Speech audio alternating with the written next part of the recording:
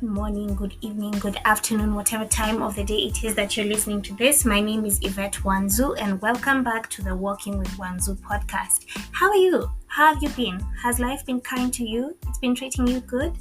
Tough times? I'm sending you love and hugs nonetheless. Welcome back to the podcast. Enjoy listening.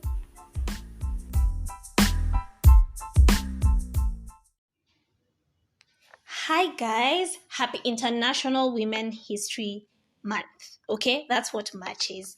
And I have loved March. I love March because I have seen people highlight so much about women. I have learned so much that I did not know. I have seen causes close to my heart being pushed. I've seen amazing conversations that need to be had, that have been had. And I just love it. Like, we live in a world where women are now, just rising up, taking up their space, taking back their power, owning what they need to own. And I love to see it. And I love that I'm alive to see this age and to see what's becoming of us as women. So I want us to have a conversation that we cannot go through Women's History Month without having, and that's the period conversation. You can call it the period conversation. You can call it the conversation on menstruation. You can, just whatever rocks your boat, as long as you understand what it is that I'm talking about. Now, we all have our stories about how our period started, the experience that we had leading up to it, and even as we just navigated now going through the first few months of having your first period and settling in and knowing what to do, knowing how your body works and things like that. I first had the period conversation with my mom when I was really young, because I grew up in a very liberal home, right? So I would constantly see sanitary towels. I would see maybe when how when your mom is prepping to go into the shower, maybe she's getting ready to go for work, or even she's just chilling at home, she'll put the clothes that she wants to put on or lay them out on the bed. And then, of course, she'll put her underwear there. And if she's on her period, then she'll put her pad or her tampon there. And so, asking was something that was very common for me growing up. I'd ask mom, what is this? And she'll tell you that's a pad. That's what you use when you're on your period. What is your period? She was happy to explain. She'll tell me, of course, according to the age I was, and according to my understanding at the time, she would happily explain it. And of course, the explanation evolved over time until I could fully understand what a period is. And then when I was in class 6, that's when we learned about the female reproductive system and how it works and how you get your period. And so by the time I was in class 6, I was fully empowered and fully equipped. I remember my mom had gotten me my very first lotion. She had gotten me some roll-on. She was like treating me like a little lady now. And she was telling me, now you're going to start taking showers in the morning. When you wake up in the morning, you take a shower, change your underwear. Like, she was just prepping me to be, like a beautiful, independent, blossoming young girl. And then, so I first got my period when I was 14. And I remember this so well because I was sleeping at night. My mom had traveled for work and I was home alone. And I was sleeping at work at night. And I just felt like a very painful sensation around my abdomen, right? It was painful. And then the previous day, I had this headache that would not let up. I remember taking painkillers. I remember just feeling also like my vibe was really off, like I was low. But I didn't know what was going on with me. And so I was just getting on with my day. And then at night, now is when I was sleeping, I was having those painful cramps and I was just feeling so uncomfortable, but I didn't know what was going on.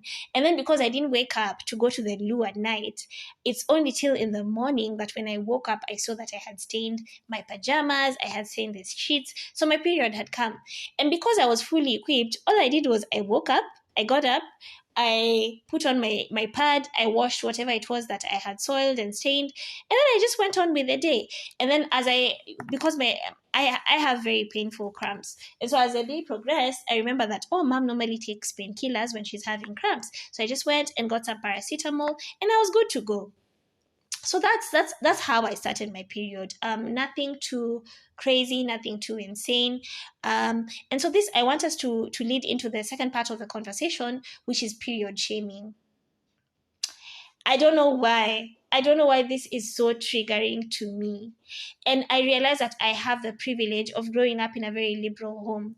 But I'm also not, I also don't want to act like I'm not aware of the fact that not many people have that privilege. And some people have parents, maybe because of the upbringing of their parents as well, who are very uncomfortable talking about normal bodily functions, things like the period, things like sex, things like it's not in every household that people speak openly about these issues. And so that brings about a lot of shame around the period, right? I've had friends who tell me things like, you're considered unclean when you're having your period. Your mom, because she's a female in the family, and so she's the only one who can maybe relate to you in matters your period, is always very aggressive and sounds very angry when she's giving you instructions around your period. When you go to the toilet, you need to check. No one wants to see your blood. No, and it always comes off very aggressive, and it's not gentle.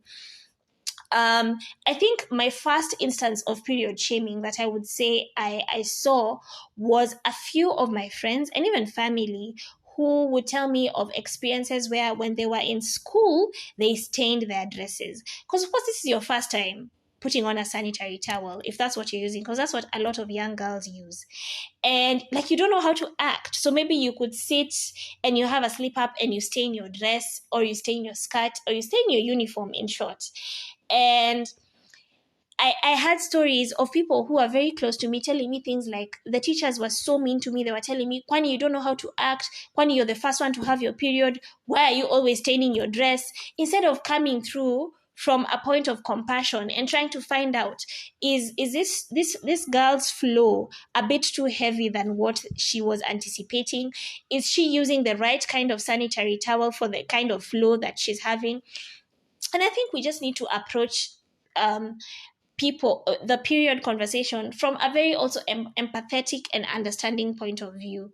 For the longest time as women, we've always been expected to, that's what you're dealing with, just keep it moving. Women are strong, women are the backbone of society, women don't flinch, women are, and we really glorify pain, and getting, empowering through pain, like it's a good thing, like there's a crown, like there's a token and a gift at the end. But this is me telling you that there's so much uncertainty and an awareness by the time you get to master how your body works. So what are some of the warning signs for when you're ovulating? What are some of the warning signs for your period? What do your cramps look like? What's the intensity of the pain? By the time you can master all that about your body, the last thing you need is people shaming you about a normal bodily function. So having spoken about the small instances that we have around period shaming, I would like us to see how is it that we can support, okay? Because it's one thing to say, this is a problem, this is what we go through, this is how we feel, this is how we experience it. How can we be supported? I think being understanding to those around you. Personally, I know that I have PMDD, which is premenstrual dysphoric disorder. And this usually happens 10 to 14 days before your period. It's like a very aggressive form of depression, right? So you find yourself in a depressive state where you're unhappy, you're sad, and sometimes in very extreme cases, the person with PMDD can even have suicidal thoughts. Now, how I noticed that I had this was, I noticed that during the time when I was dating, 10 or 14 weeks before my period, I would always be out here picking fights with my partner. It would always be one thing, this, that, or the other. And then now over time, I started to notice that it was a pattern. So it's 10 or 14 days to my period. When my period comes, I'm good. After that, I'm good. And then the cycle continues again. So I caught on it. And when I caught on it, I did my research and I started finding small ways to be able to deal with it, to self-soothe, to try and see how best I can handle and go through life when I'm in that period, okay?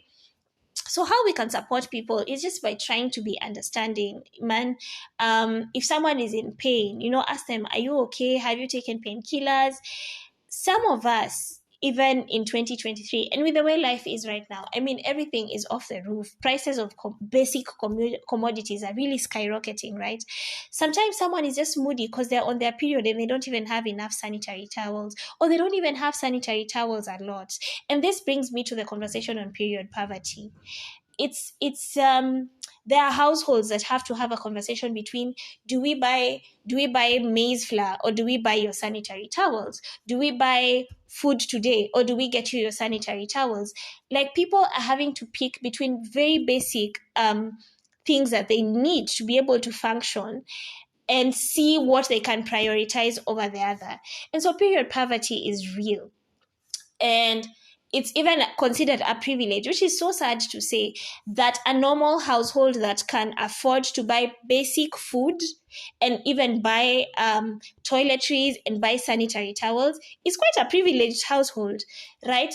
And sometimes we're not conscious of how much privileged we can be just because of getting such basic things.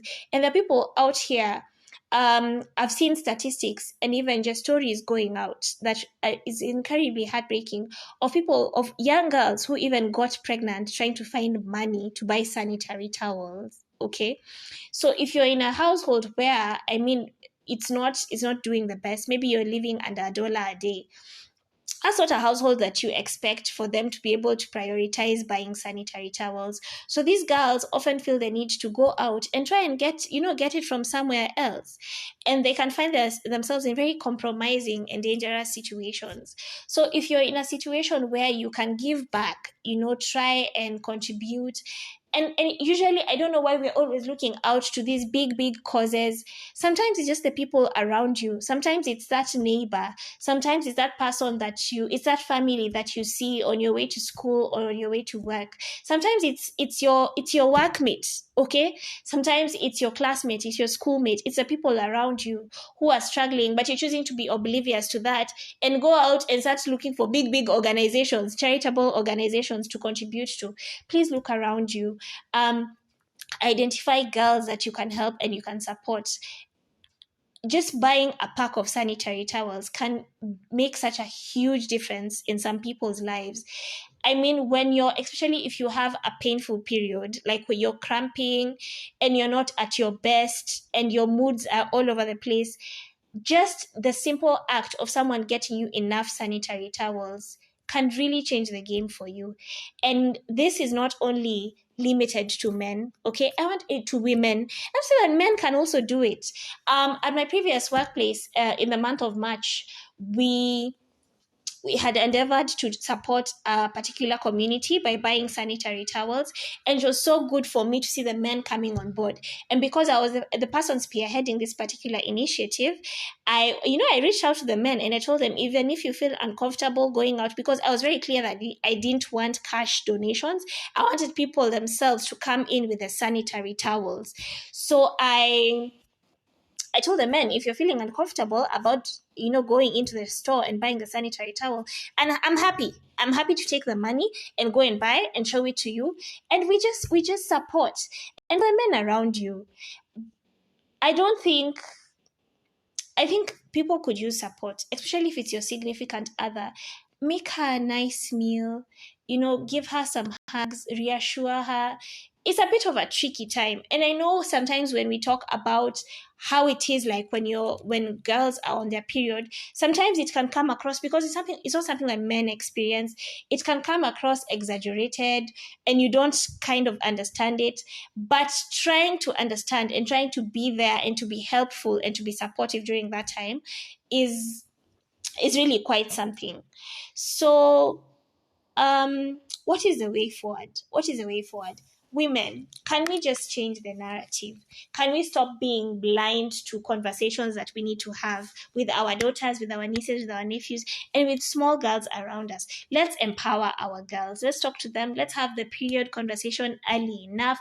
Let them know and be comfortable knowing that it's a normal bodily function and it happens, and can we be more accommodating and more receptive to people when they have accidents, when they stain their clothes. Let's not look at it from a point of shame or cringe. let's just support. I think the theme of everything that I'm trying to talk as we go through the period to talk about as we go through the period conversation is just coming from a place of wanting to know more. If you're ignorant about certain things that happen during the menstrual kind of conversation, the menstrual experience or the menstrual conversation, please empower yourself, get as much knowledge as you can, and support, and just be easy about it. You see, the way you get a cold, the way you breathe in and breathe out, the menstruation is just that. It's a normal bodily function that happens every month for some women, and also not every month for some women. And also women, can we be like take your power, okay, on your body, know your body, study your body, see how it works. And I would like to say, even as I bring this conversation to a close, that I would really like a lot more awareness to be done around period shaming, around inaccessibility to sanitary towels, and around PMDD. It's something that a lot of women suffer from, but they don't know. A lot of the time, we shield that conversation by saying things like, I'm PMSing, I'm feeling moody. My period is probably around the corner. But for some people, it's not just feeling moody. For some people, it goes way above and beyond that. So it's the mood swings, it's the suicidal thoughts, it's feeling like you're done with life, and then after your period comes, you're good, and then you go through that cycle again. And it can be a lot, and it can be overwhelming. And I had someone say this, and I feel like I'll echo their sentiments as well. As women, it always feels like your body is preparing for a period, or you're recovering from a period. And with all that in mind, you're still going through normal life functions. You still need to be a mom, a sister, a worker, and you still need to perform at optimum. So extend yourself some grace. Extend yourself some grace. Do small things that give you joy, that excite you. If you like ice cream, if ice cream suits you, if you need to take a nap, if you need to rest, if you need to take time out, just extend yourself a lot of grace. Take care of yourself and be gracious to yourself. The period conversation can never end. I just hope that we are open to having it in our families, in our homes, and in our community. And just know that there's nothing wrong. There's nothing wrong with having this conversation, and let's be supportive as much as we can. Yay! Happy Women's History Month. If you have a lady around you, or a family, or a young girl that you feel that you can support, please feel free during this month, even as we bring the month to a close, to donate a pack of sanitary towels, either to a cause that you know that is doing that is gathering sanitary towels and donating them to people in need, or identify someone around you in your community, around you in your workplace, at school, or at home that would not be privileged enough to be able to afford a pack of sanitary towels, or that you can just, you can add to their stash, and it would be a welcome thing, a welcome gesture that they would appreciate. Please do that. I will see you on the next one. I'm sending you love and light and all of God's blessings. Bye-bye.